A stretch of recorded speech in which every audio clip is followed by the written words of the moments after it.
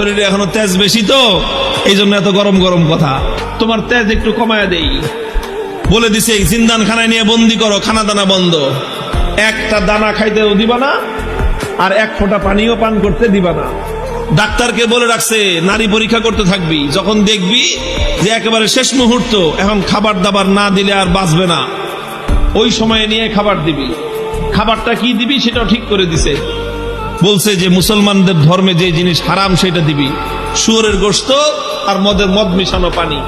আল্লাহকে বললাম যে আল্লাহ তুমি পরীক্ষা করতেছো তোমার বান্দার, যে তোমার বান্দা তোমাকে, তোমার দ্বীনকে, তোমার রসুলকে, তোমার রসুলের আদর্শকে কতটা ভালোবাসে, তুমি এটা পরীক্ষা করতেছো।